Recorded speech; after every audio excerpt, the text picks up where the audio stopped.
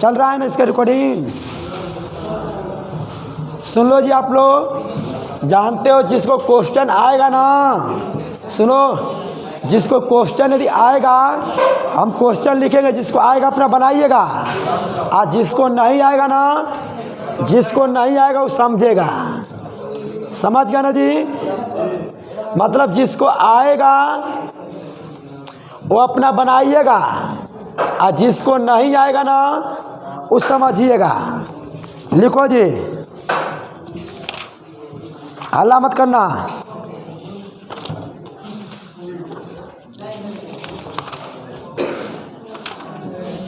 लिखो क्वेश्चन तो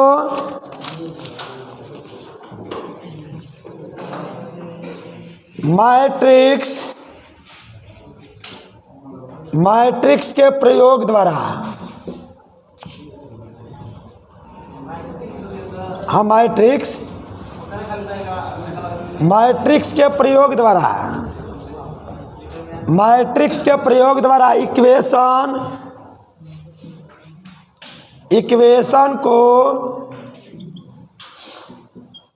इक्वेशन मतलब समीकरण को सोल्व करें। देखो मैट्रिक्स के प्रयोग से कर रहा है। यहाँ पर समीकरण दे दिया x + y + z = 6, 2x + y - 3z = -5, 3x - 2y + z = 2। देखो ये दे दिया है, ये क्वेश्चन में दे दिया है, तो समझना बड़ी बात से। देखो जी, क्वेश्चन में करा ना मैट्रिक्स के प्रयोग से, इसे मैट्रिक्स का प्रयोग करना है। यूजिंग मैट्रिक्स मतलब मैट्रिक्स के प्रयोग से इस इक्वेशन को सोल्व करना है। समझ गया ना जी? सुन लो बड़ी बात से, ध्यान देना। ये क्वेश्चन 2014 का है, 5 नंबर में। तो सुनो तो, अब क्वेश्चन को मिटा देना। क्वेश्चन नोट कर लिया है ना? देखो मैं क्वेश्चन को मिटा रहा हूँ, जिसको आ रहा अपना बनाएगा, कोई दिक्कत नहीं है। सुनो जी, पहले इसको हम ऐसे लिखेंगे, 1 1 1 2 1 -3 3 -2 1 x y z। इधर क्या लिखेंगे हम? 6 -5 और 2। सुनो जी, ध्यान देना, समझिएगा।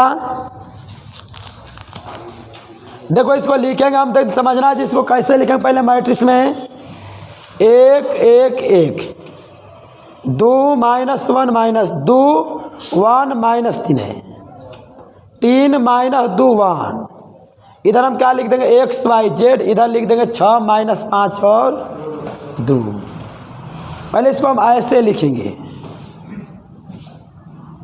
मतलब कि 1 1 1 2 1 -3, हम 3 -2 1, यहाँ पर 1 है, कुछ नहीं। तो फिर उसके बाद x y z 6 -5 और 2। देखो जी, समझो, ध्यान दीजिएगा। इसको हम a मान लेते हैं, इसको b, इसको c। इसका मतलब ए बी बराबर, जब इसको हम इधर ले जाएंगे ना जी, b बराबर a इनवर्स c। समीकरण फर्स्ट। देखो अब a इनवर्स बराबर क्या होता है? एडजॉइंट a बटा में इसका डिटर्मिनेंट में। समीकरण 2। देखो किसी इनवर्स का किसी भी मैट्रिक्स का इन्वर्स तभी संभव होगा जब उसका डिटर्मिनेंट मान 0 होना नहीं चाहिए। अब इसका डिटर्मिनेंट पहले निकालेंगे। हाँ, इसका पहले हम डिटर्मिनेंट निकालेंगे। जब इसका हम डिटर्मिनेंट तो कोई नहीं है जी,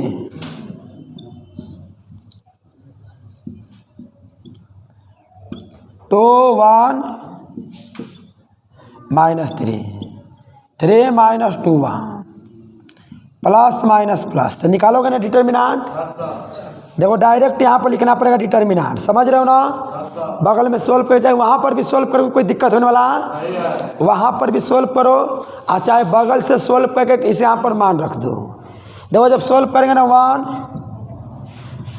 -6 -1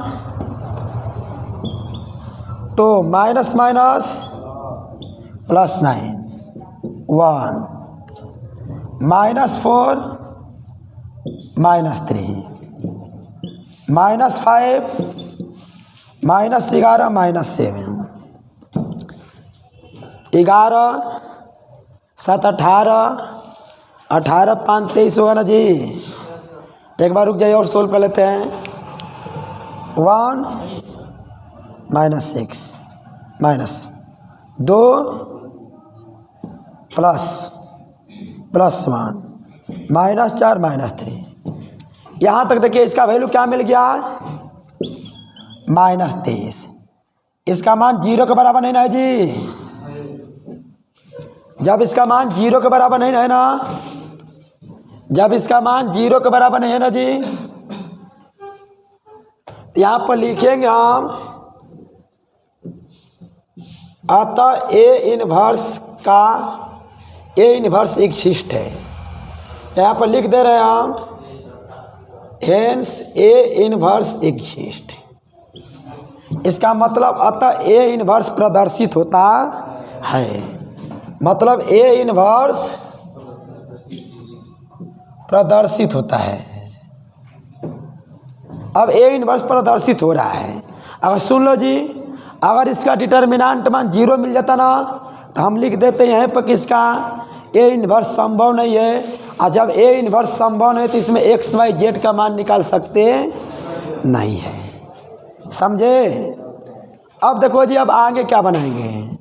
अब देखो जी, ए इन्वर्स में एडज्वाइंट ए बटे में डिटर्मिनेंट है। हम डिटर्मिनेंट तो निकाले, अब एडज्वाइंट ए के लिए चलते हैं। देखो एडज्वाइंट ए के लिए, एडज्वाइंट ए के लिए देखो हम कोफैक्टर मतलब सहखंड निकालते हैं। कोफैक्टर क्या होता है, सहखंड। कोफैक्टर का मतलब होता है सहखंड। कोफैक्टर का मतलब क्या होता है, सहखंड। देखो जी, अब पहले हम A11 निकालेंगे, -1 के पावर। फॉर्मूला होता है, क्रेश क्वेश्चन बताए थे, -1 के पावर i प्लस, बताए थे ना।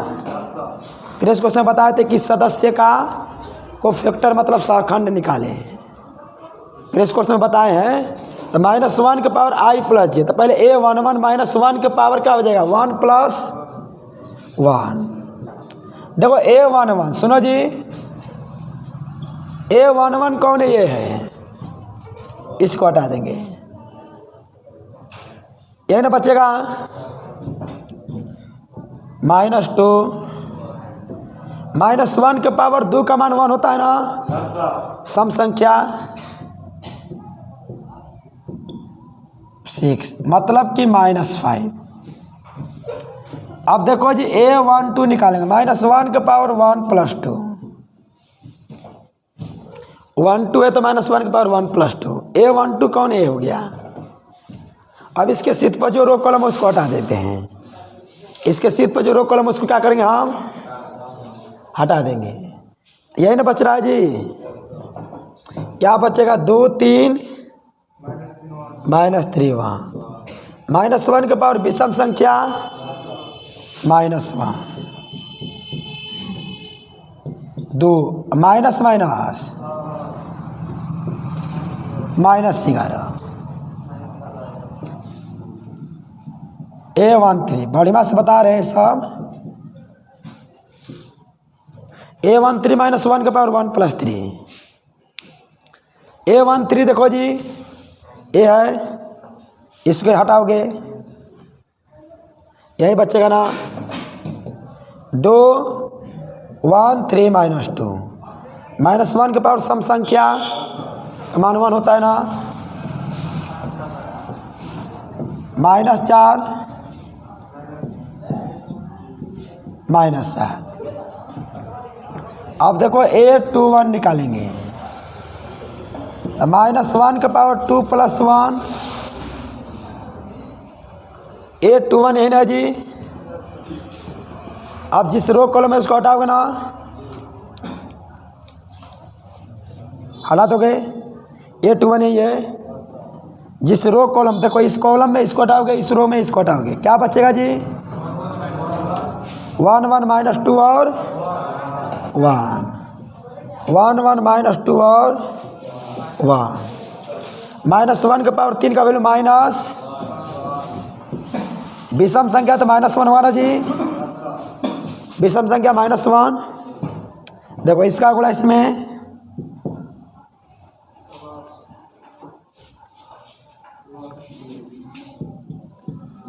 दो व्यक्ति लेकिन माइनस तो -3। अब देखो जी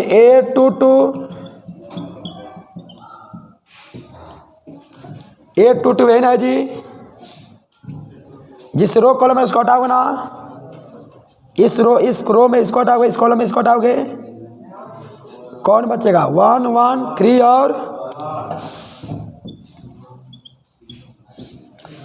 -1 के पावर 4 का मान 1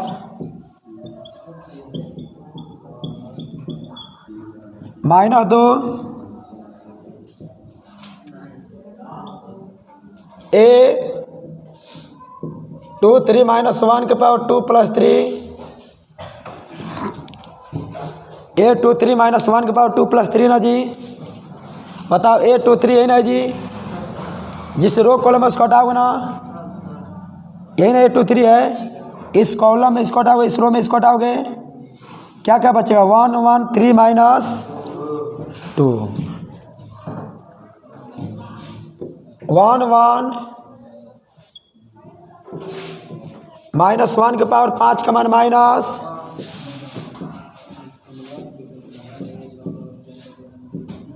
-5 माइनस A31 -1 के पावर 3 प्लस 1 होगा ना जी। A31 देखो, इससे दो को क्वेश्चन बनेगा। इन्वर्स कहेगा ना, इन्वर्स कहेगा, ए इन्वर्स निकालने के लिए किसी मैट्रिक्स का ऐसा ही पूरा निकालेंगे। समझ रहे हो ना। क्वेश्चन में आता है कि ए बराबर इतना, तो इसका ए इन्वर्स क्या होगा 5 नंबर का होता है। ऐसा ही हाई पूरा ऐसा ही निकालेंगे, पूरा चाहिए ऐसा ही पूरा निकालेंगे। हाँ तब का ये इन्वर्स के निकाल रहे हैं जी, समझे ना। देखो जी A31 कौन ये है ना जी। इसके सीध पर जो रो कॉलम उसको हटाओगे ना, जो बचेगा उसी को लिखोगे ना। कौन बचेगा 1 1 1 माइनस 3 1 1 1 माइनस 3 -1 के पावर 4 का मान +1 -3 -1 माइनस। देखो A32 डायरेक्ट लिख दें तो समझ जाओगे ना। अब डायरेक्ट देखो जी A32 है ना, A32 का मान लो, मैं एक स्टेप बढ़ा दे रहा हूँ, लेकिन यहाँ पर डायरेक्ट करें। देखो A32 है क्या, इसको हटाओगे, इसको जिस रो कॉलम में है -3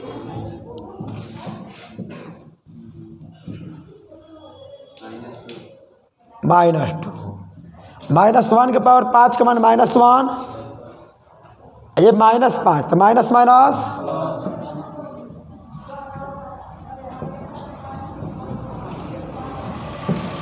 A33 -1 के पावर 3 प्लस 3।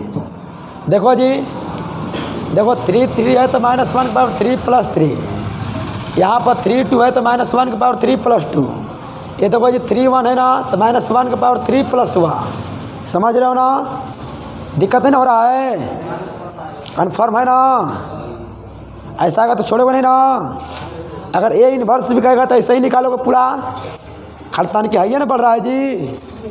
देखो जी ए 3 3 है ना जी, हटाओगे 1 -2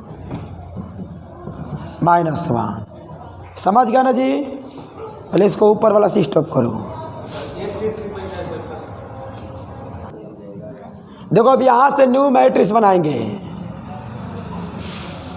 पता चला है ना। ऐसे -1 के पावर सम संख्या +1, -1 के पावर विषम संख्या -1, -1 के पावर अगर इवन होगा प्लस, -1 के पावर ऑड होगा माइनस। सुनो जी, न्यू मैट्रिक्स इसको P मान लेते हैं, इसके कोफैक्टर से जो बना है। कॉपी देना जी, क्या क्या कुल मिला है। देखो A11 का मान -5, -11, -7, -3, 5, -4, 5, -1। ये ना मिला है जी। सुन लो जी, सुनो। देखो इस क्वेश्चन से ना आप लोग का 3 को क्वेश्चन सुन लो जी, सुन लो। इस क्वेश्चन को बताने से आप लोग कितना क्वेश्चन क्लियर होता है सुन लो। पहले नंबर को फैक्टर कहेगा तो को फैक्टर निकाल लोगे, एक क्वेश्चन। दूसरा नंबर डिटर्मिनांट कहेगा, डिटर्मिनांट निकालोगे, 2 क्वेश्चन, 2 होगा ना। तीसरा क्वेश्चन, देखो इस क्वेश्चन को बताने से कितना प्रॉफिट है। अगर एक क्वेश्चन अगर मन चित्र बना लेते हो ना तो कौ क्वेश्चन क्लियर होगा वो मैं बता रहा हूँ। पहला नंबर को फैक्टर क्लियर सहखंड, दूसरा नंबर डिटर्मिनांट आया था ना, डिटर्मिनांट भी मतलब बना लोगे, 2 हो गया। तीसरा नंबर सुन लो एडजॉइंट मैट्रिक्स कहेगा ना, एडजॉइंट मैट्रिक्स बनाओगे, समझ गए ना जी। चौथा नंबर सुन लो, हल्ला मत करो जी। चौथा नंबर क्या करोगे ना, इन्वर्स निकाल, इन्वर्स भी निकाल लोगे। पांचवा नंबर जो गुणा करना मैट्रिक्स में होता है ना वो इसमें आएगा, समझ गए ना जी। मतलब इतने सारे कंसेप्ट पर क्वेश्चन है, एक क्वेश्चन बनाने से इतने सारे क्वेश्चन क्या हो गया, क्लियर हो गया। क्या हाँ निकाल रहे हैं, एगो डैशो निकलेगा। तो सुनो जी, देखो एडजॉइंट, एडजॉइंट ए क्या होता है, P का डैश। जब इसका डैश निकालते हैं ना वही एडजॉइंट होता है। तो बताओ डैश निकालने पर फर्स्ट रो फर्स्ट कॉलम, -3 -2 -4 5 और -1। अब देखो जी, जब इसका डैश निकालेंगे वही एडजॉइंट ए कहलाएगा। अब देखो अब आगे सुनिएगा, ए का determinant adjoint A, put in equation second. जो ए का डिटर्मिनांट है ना जी और एडजॉइंट ए जो है ना, दोनों का मान हम समीकरण दूसरा में रख रहे हैं। समीकरण दूसरा ये था ना जी, एडजॉइंट ए बटा में डिटर्मिनांट। बताइए, देखो जी समझना बढ़िया से। देखो ए इनवर्स, देखो एडजॉइंट ए का मान यही ना मिला है जी, -5 -3 -11 -2 -7 5 देखो जी इसका डिटर्मिनांट मान 23 मिला था कि -23, -3। तो देखो इसके डिटर्मिनांट मान को ना हाई बटा में लिखो, चाहे इसको 1 बटा -23 भी लिखोगे तो गलत होने वाला नहीं है। मतलब कि इसके बटा में लिखो -23 और चाहे 1 बटा -23 लिखो, ये भी गलत होने वाला नहीं। सुनो कितने क्वेश्चन बन रहा है ना। देखो ए इनवर्स इसी से नहीं निकला जी, एडजॉइंट तो इसी से नहीं निकला है, समझ रहे हो ना। सुनो ऐसा ही क्वेश्चन बताया जाता है कि ताकि एक क्वेश्चन बता दे ताकि 6-7 कंसेप्ट क्या हो जाए, क्लियर। इस क्वेश्चन बताने से ना आप लोग का आधवा मैट्रिक्स क्लियर हो गया। एडजॉइंट भी क्लियर, इनवर्स भी क्लियर, कोफैक्टर भी क्लियर। समझे ना जी?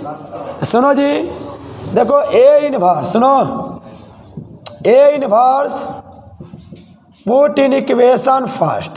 अब गुणा करने वाला भी क्लियर हो गया इसी से। देखो जी, बताओ समीकरण फर्स्ट क्या था? बी बराबर ए इनवर्स बी का मान एक्स वाई जेड, यही ना था जी? कॉपी में देखो बी का मान यही ना है, बताइएगा। ए इनवर्स का मान 1/-23 क्या है जे? -5 -3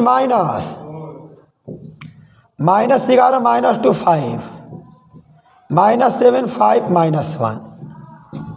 अब देखो सी का मान रखना है ना जी? सी का मान देखो तो कॉपी का है। सी का मान देखो क्या है जी? ऊपर है देखो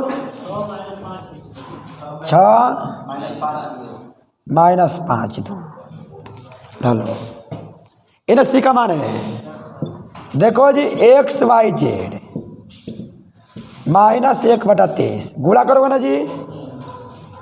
गुणा करना जानते हो ना?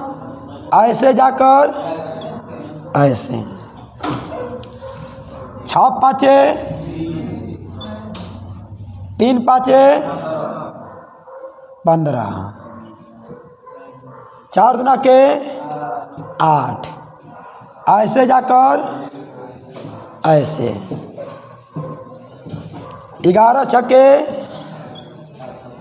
5 दुना के ऐसे जाकर ऐसे 7 छके 50 -2। देखो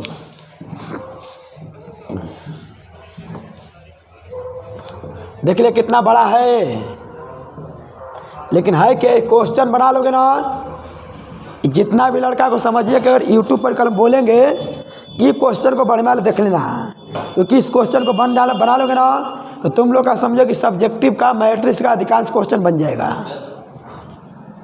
सुनो जी, एक्स वाई जेड वो क्या मिलेगा? सोल्व करोगे तो सोल्व करो 23 आएगा।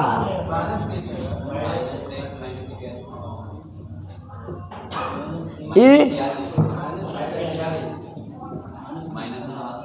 माइनस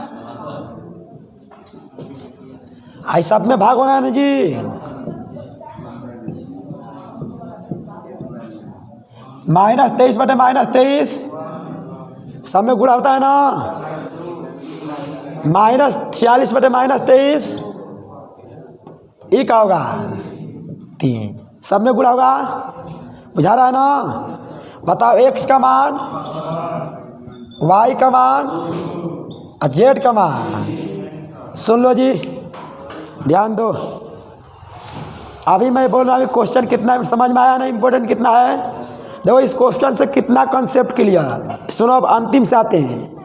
ये वो गुणा करने वाला कंसेप्ट क्लियर, इनवर्स निकालने वाला कंसेप्ट क्लियर, एडजॉइंट निकालने वाला कंसेप्ट क्लियर, डैशो निकाल सकते हो, आगे डिटर्मिनेंटो निकाल सकते हो, आगे को फैक्टर भी निकाल सकते हो। इतने सब कंसेप्ट क्लियर इस क्वेश्चन से। सुन लो जी, सुनो। अगर जब भी सुन लो जी, जब भी कहता है ना समीकरण देता है ना, कहता है ना इसको सोल्व करे एक्स वाई जेड का मान निकाले ना, तो वहाँ पर लिखता है मैट्रिक्स के प्रयोग से। आप लोग सिंपल विधि से बनाओगे ना 5 नंबर का है तो एक को नंबर नहीं देगा। जिस विधि से कहेगा ना उसी विधि से बनाना पड़ेगा। मैट्रिक्स की करा तो मैट्रिक्स से तो पहले जैसे ये बताएं जो मिटाए है ना जी, पहले वैसे पहले लिखोगे। लिखने के बाद फिर उसका देखो जी, फिर उसमें ए बी सी मानोगे। ए बी सी मानोगे तो बी बराबर ए इनवर्स सी था ना जी, था। देखो पहले कॉपी में है ना, देख लो पहले, देखते जाओ। उसके बाद देखो जी ए फॉर्मूला समीकरण एक ले लिए, ए इनवर्स बराबर एडजॉइंट ए बटा में डिटर्मिनेंट मान। उस समीकरण 2 हो गया।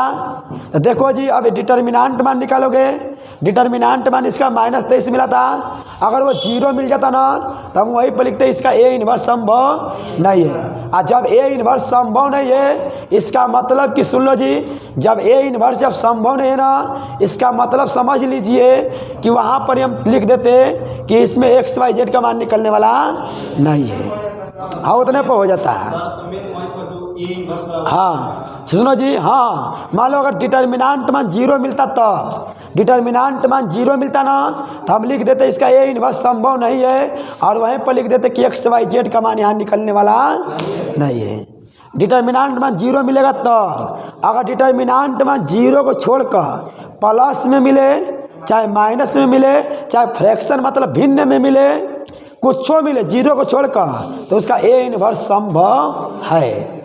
और जब ए इन्वर्स संभव होगा ना जी, तब वहाँ पर हम एडजॉइंट ए के लिए को फैक्टर सहखंड निकालेंगे। सहखंड निकाले थे ना अभी, निकालने के बाद देखो सहखंड निकालोगे टोटल, सहखंड निकालने के बाद उसके सहखंड से एक न्यू मैट्रिक्स बनाओगे, उसी के सहखंड से न्यू मैट्रिक्स बनाओगे, तब एडजॉइंट ए क्या होता है, एडजॉइंट ए इसी का डैश, डैश निकालोगे तो first row first column, second column, third row third column. समझ गया। अब देखो एडजॉइंट ए निकल गया, एडजॉइंट ए डिटर्मिनेंट मान कहाँ रखोगे, समीकरण 2 में। समीकरण 2 यही ना था जी, इसमें रख दोगे, रखोगे तो ऐसा आएगा ना, हाई डिटर्मिनेंट मान बटा में चाहे 1 बटा करो कोई दिक्कत नहीं। ए इन्वर्स का मान समीकरण 1 में, समीकरण 1 यही ना था जी, ये बी का मान, ए इन्वर्स का मान, सी का मान इतना है, पहले ऊपर है था सी का मान। अब देखो इसका गुणा इसमें करोगे ऐसे आएगा, ये सब के बटा में होगा जी, भाग दोगे सब में गुणा करोगे ना, -23 बटा -23 1, और -46 बटा -23 2, और -69 बटा -23 तो 3। तो एक्स का मान 1, वाई का मान 2, जेड का मान 3। दिक्कत है ना है। अब कंफर्म हो गया ना, ऊपर वाला काटना लिखिएगा तो एक्स का मान निकाले, एक्स का क्या करना है जी, मान निकालना है। यदि समझ में आ रहा ना इंग्लिश मीडियम वाला को भी, तुमको आ रहा है ना, एक्स का मान निकाले, समझ रहे हो ना, एक्स का मान निकाले यदि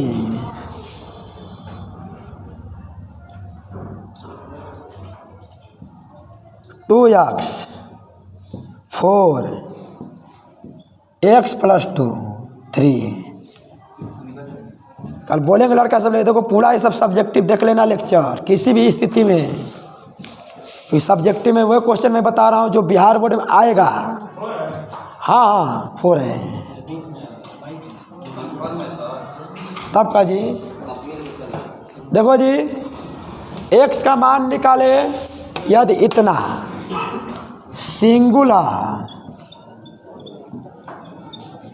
सिंगुलर मैट्रिक्स, इसका हिंदी होता है अव्युत्क्रमणीय,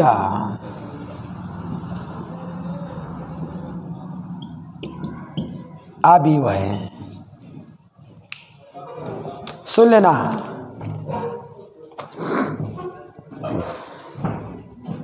देखो एक्स के मान निकालना जिसके लिए सिंगुलर मैट्रिक्स है।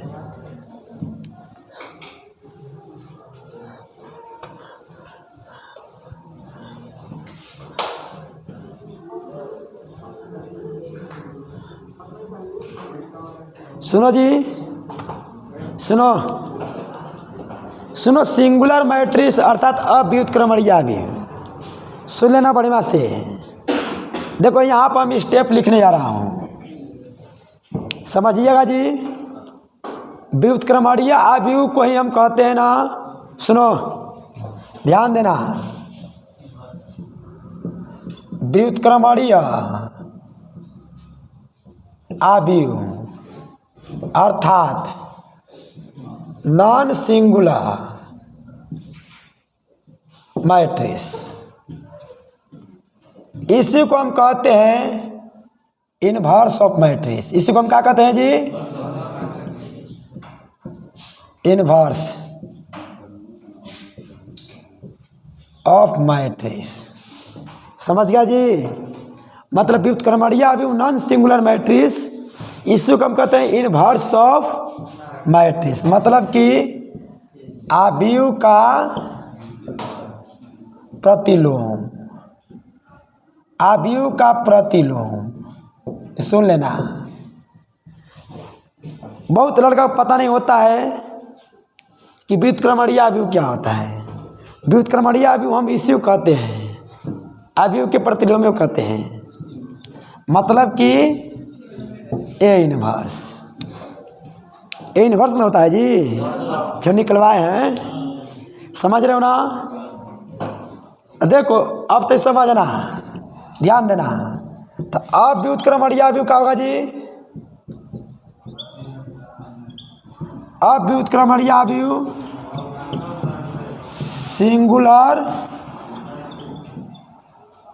सिंगुलर मैट्रिक्स, समझ गया ना जी। अब व्युत्क्रमणीय अवयव सिंगुलर मैट्रिक्स होता है। सुन लो, ध्यान देना जी। व्युत्क्रमणीय अवयव जो होता है नॉन सिंगुलर, और इसी को हम कहते हैं इनवर्स ऑफ मैट्रिक्स। समझ गया ना, मतलब कि मैट्रिक्स का प्रतिलोम अर्थात ए इनवर्स। तो बताओ जी, सुनो, ध्यान देना। और अब व्युत्क्रमणीय अवयव कहते हैं सिंगुलर मैट्रिक्स। तो बताओ क्वेश्चन में क्या दिया, यह जो है ना सिंगुलर मैट्रिक्स है। तो बता सकते हो जी, सुनो, बता सकते हो। हम जा रहे हैं सॉल्यूशन करने क्वेश्चन का। बताओ जी, बताओ सिंगुलर मैट्रिक्स, सिंगुलर मैट्रिक्स का नाम है जी। तो सिंगुलर मैट्रिक्स, बताओ सिंगुलर मैट्रिक्स का डिटर्मिनेंट जीरो होता है कि नॉन सिंगुलर का? सिंगुलर का। अब ये नहीं इनवर्स बताते जी, इनवर्स क्या होता है? Non singular. अब व्युत्क्रमणीय, बताओ व्युत्क्रमणीय, बताओ जी, व्युत्क्रमणीय और अव्युत्क्रमणीय। तो अव्युत्क्रमणीय का ना इनवर्स निकलता है जी। तो अव्युत्क्रमणीय का इनवर्स तब निकलता है जब इसका डिटर्मिनेंट मान जीरो होता नहीं है। व्युत्क्रमणीय, सॉरी, हाँ सही बोला है, हम अव्युत्क्रमणीय कह दिए हैं, मिस्टेक कर दिए। देखो सुनो, आज सुनो सुनो सुनो, देखो व्युत्क्रमणीय सही बात बोले हो, मिस्टेक कर दिए बोलने में। देखो व्युत्क्रमणीय भी है ना, व्युत्क्रमणीय है ना, बोलने में कहीं मिस्टेक कर दे रहे हैं। तो चलो क्या हो गया, फिर रिपीट कर दे रहा हूँ, लड़का समझ में नहीं करेगा जी। देखो देखो व्युत्क्रमणीय, व्युत्क्रमणीय, व्युत्क्रमणीय का इनवर्स निकलता है। जब व्युत्क्रमणीय का इनवर्स निकलता है, इसका मतलब इसका डिटर्मिनेंट जीरो होना नहीं चाहिए। जब इसका डिटर्मिनेंट जीरो नहीं होगा, इसका डिटर्मिनेंट क्या होगा? जीरो होगा। व्युत्क्रमणीय, सुन लो, व्युत्क्रमणीय, व्युत्क्रमणीय मतलब इनवर्स, और इनवर्स किसका निकलता है? जिसका डिटर्मिनेंट जीरो ना हो। तो इसका डिटर्मिनेंट जीरो नहीं होगा, लेकिन इसका डिटर्मिनेंट क्या हो जाएगा था? जीरो हो जाएगा। मतलब सिंगुलर का डिटर्मिनेंट जीरो और नॉन सिंगुलर का जीरो नहीं होगा। तो बताओ जी, इसका डिटर्मिनेंट बताओ, सिंगुलर है ना, सिंगुलर मैट्रिक्स कब होगा? जब इसका डिटर्मिनेंट क्या होगा? जीरो होगा। मतलब कि सिंगुलर के लिए, देखो जी, सिंगुलर के लिए ए का डिटर्मिनेंट बराबर, कंसेप्ट समझ में आ गया? कंसेप्ट पकड़ में आ गया? देखो इसका मान 2x 4 x + 2 3 बराबर का है जी? जीरो। x का मान क्या रहा है? 2/3 माइनस इसका इसमें ना जी 4x - 8 बराबर जीरो। देखो जी 2x बराबर 8, मतलब x का मान क्या मिलेगा? 4 होगा। -4 किससे होगा जी? इसका गुणा इसमें 6x, इसका गुणा इसमें दोनों के साथ -1 होगा जी। बताओ, माइनस ऐसे लिखोगे ना, देखो ऐसे 6x माइनस, गुणा करोगे तो 4 x प्लस, दोनों में माइनस होगा जी, गुणा दोनों में माइनस होगा। बताओ इसका गुणा इसमें 6x तब माइनस, इसका गुणा इसमें करो तो ऐसे आएगा ना जी, ऐसे दोनों में गुणा तो ऐसे ना होगा। इसका मान x का मान क्या हो जाएगा? 4। अब कन्फर्म समझ में आ गया? कंसेप्ट क्लियर है? किसी को दिक्कत है? बताओ, सिंगुलर मैट्रिक्स का डिटर्मिनेंट मान क्या होना चाहिए? 0। सिंगुलर मैट्रिक्स का मतलब अव्युत्क्रमणीय, समझ गए ना? नॉन सिंगुलर का मतलब व्युत्क्रमणीय, और व्युत्क्रमणीय का कभी डिटर्मिनेंट 0 होता नहीं है, क्योंकि व्युत्क्रमणीय अव्यु मतलब ए इनवर्स, और ए इनवर्स तभी निकलता है जब डिटर्मिनेंट 0 होता नहीं है। समझ में आ गया? क्लियर? आप नहीं ना भुलाओगे? आज का लेक्चर पढ़ लोगे ना? बड़ी माँ से एकदम पढ़ना है, एकदम लाइन बाय लाइन।